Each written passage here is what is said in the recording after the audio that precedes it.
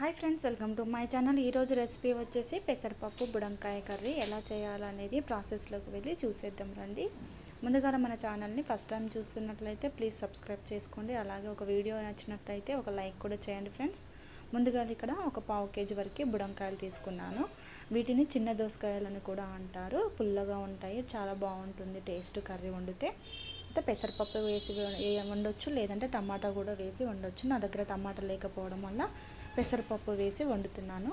చూసేద్దాం రండి. ముందుగా గ్యాస్ ఆన్ చేసుకొని ఒక చిన్న కడాయి పెట్టుకున్నాను. సరిపడా ఆయిల్ వేసుకొని కొన్ని పోపు గింజలు కూడా వేసుకోవాలి. తర్వాత ఆనియన్, పచ్చిమిర్చి, కొంచెం కరివేపాకు కూడా వేసుకొని అంతా ఒకసారి కలిసేటట్టు ఈ విధంగా కలుపుకోవాలి. తర్వాత వచ్చేసి కొంచెం పసుపు, అలాగే అల్లం వెల్లుల్లి పేస్ట్ కూడా ఒక స్పూన్ వేసుకున్నాను. వేసుకొని అంతా ఒకసారి కలిపి మూత పెట్టి కొద్దిసేపు మగ్గించుకోవాలి.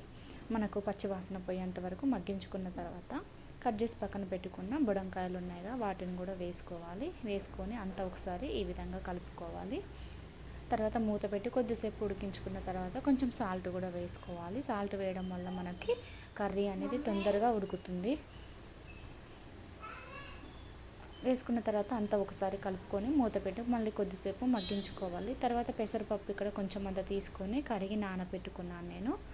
అట్లా నానబెట్టడం వల్ల తొందరగా ఉడుకుతుంది.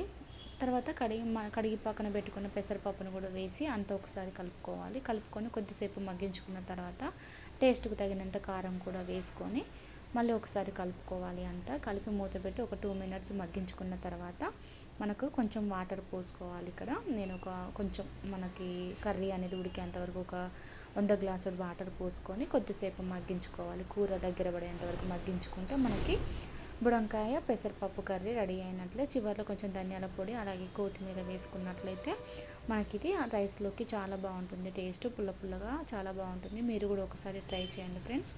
వీడియో నచ్చినట్లయితే ఒక లైక్ కూడా చేయండి. ప్లీజ్ సబ్స్క్రైబ్ చేసుకోండి. Thank you.